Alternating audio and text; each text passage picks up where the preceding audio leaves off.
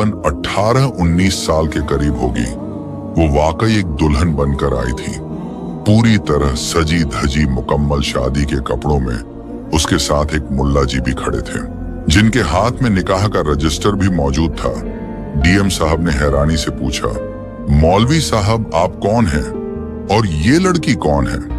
मौलवी साहब ने जवाब दिया, ये लड़की मेरे पास आई थी और इसने कहा कि मैं इसका निकाह पढ़ाऊंगा।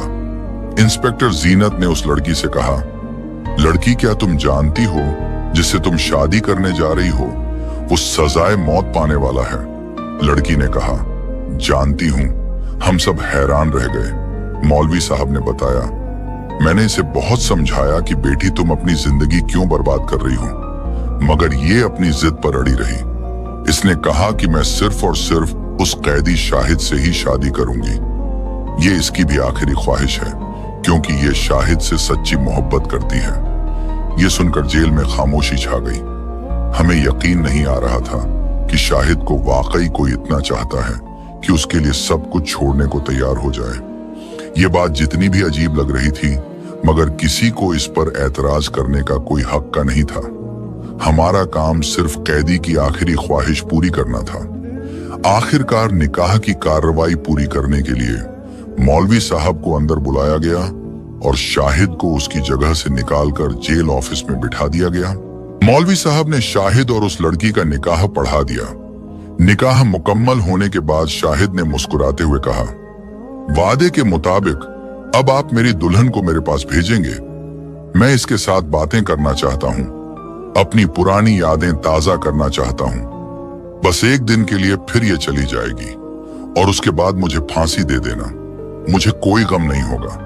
मेरी मोहब्बत मुझे मिल गई, यही मेरे लिए काफी है। शाहिद की बातें सुनकर इंस्पेक्टर साहिबा की आंखों में भी आंसू आ गए। सच्ची मोहब्बत वाकई ऐसी ही होती है, बेधड़क और निडर जीनत साहिबा ने दिल में सोचा। मगर मैं नहीं जानती थी कि इस निकाह के पीछे एक ऐसी कहानी छुपी थी जो हमारे होश उड़ा देने वाली थी। डीएम साहब ने मुस्कुराते हुए इंस्पेक्टर जीनत को इशारा किया और कहा, लड़की को रिहान के सेल में ले जाओ और दरवाजा बंद कर दो। इंस्पेक्टर जीनत साहिबा ने हुक्म पर अमल किया और दोनों को सेल में बंद करके बाहर आ गई।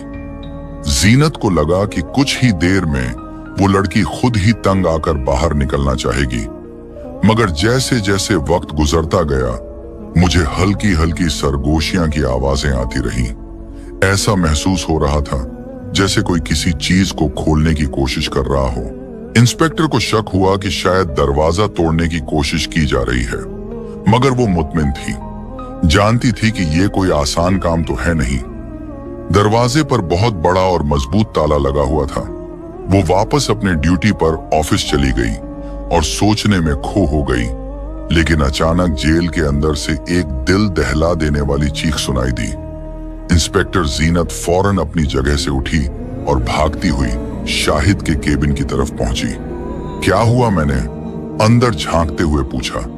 वो लड़की जो दुल्हन के लिबास में थी, अपना घूंघट नीचे की खड़ी थी।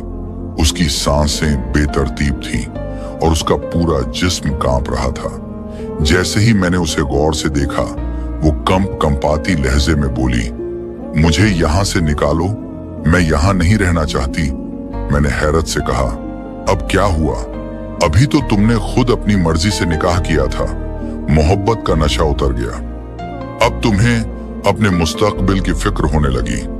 मगर वो कुछ नहीं बोली, बस अपने कपड़ों को ठीक करने लगी, जैसे किसी चीज ने उसे झंझोट कर रख दिया हो। इंस्पेक्टर जीनत ने दरवाजा खोला तो वो लड़की बिजली की तरह बाहर निकली और बिना कुछ कहे वहां से चली गई।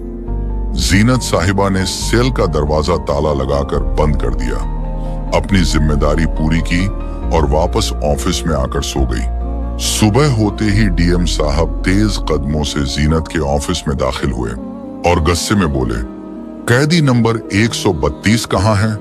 जीनत ने चौंक कर कहा, वो अपने सेल में होगा सर। मगर डीएम साहब का चेहरा सख्त हो चुका था और बोले जाकर, अच्छे से देखो। वो बोले और मेरा दिल जोरों से धड़कने लगा।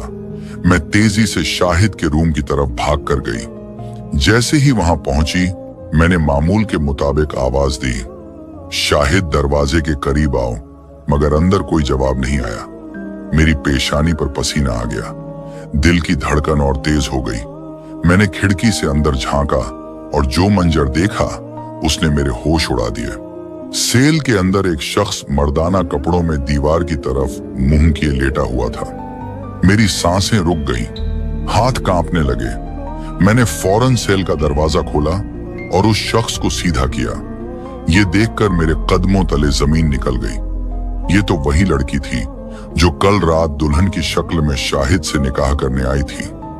इंस्पेक्टर साहिबा की आंखें हैरत से फटी की फटी रह गई कि उसी वक्त डीएम साहब भी वहां पहुंच गए। जैसे ही उन्होंने ये मंजर देखा तो वो भी हैरानी और गुस्से में चीख पड़े।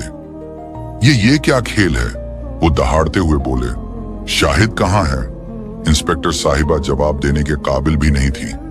डीएम साहब का गुस्सा और बढ़ गया। ये सब तुम्हारी लापरवाही का नतीजा है। अगर तुम्हें अपनी ड्यूटी ठीक से निभानी नहीं आती तो यहाँ क्या ले रही हो? तुम्हारी गफलत की वजह से एक सजाए मौत का कैदी जेल से फरार हो गया है। मेरा दिमाग सुन हो चुका था। मैंने सामने पड़ी लड़की को देखा जो शाहिद की जगह पर लेटी थी। ये सब एक धोखा था। शाहिद ने हमें बेवकूफ बना दिया था। वो खुद दुल्हन के लिबास में जेल से फरार हो चुका था। जीनत तो कल रात सोच रही थी कि ये लड़की मोहब्बत में दीवानी होकर शाहिद से शादी करने आई है। मुझे लगा था कि वो उससे सच्ची मोहब्बत करती है, मगर ये सब एक साजिश थी। शाहिद ने इसी लड़की को हमारे खिलाफ इस्तेमाल किया था और हम सब आंखों पर पट्टी बांधकर बेखबरी में उसकी मदद करते रहे। अब सवाल ये था, इस लड़की का क्या किया जाए? वो लड़की हमारे सामने बैठी थी। उसके चेहरे पर ना कोई डर था ना कोई पछतावा। वो बिल्कुल इत्मीनान भरे अंदाज में बोली, आप लोगों ने शाहिद के साथ अच्छा नहीं किया। वो सजाए मौत का हकदार नहीं था। इंस्पेक्टर जीनत ने गुस्से में जवाब दिया, ये तो वक्त ही बताएगा। उस लड़की ने इंस्पेक्टर जीनत की आंखों में आंखें डालकर कहा, वो बेगुनाह है और ये भी वो साबित करके रहेगा। मुझे इस लड़की की बातों पर और ज्यादा गुस्सा आने लगा, मगर मैं कुछ भी नहीं कर सकती थी। उसी वक्त डीएम साहब ने सख्ती से हुक्म दिया, शाहिद को फौरन तलाश करो।